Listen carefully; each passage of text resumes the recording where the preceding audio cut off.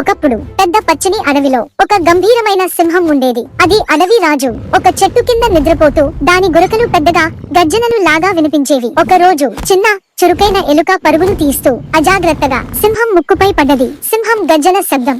సింహం ఒక్కసారిగా లేచి చిన్న ఎలుకను తన పెద్ద పంజాతో బంధించింది. ఎలుక భయంతో వణుకుతూ అంది, అయ్యా రాజా, నన్ను విడిచిపెట్టండి. ఏదో ఒక రోజు నేను కూడా మీకు ఉపయోగపడతాను. సింహం గట్టిగా నవ్వింది. చిన్న ఎలుక అని అనుకున్నా.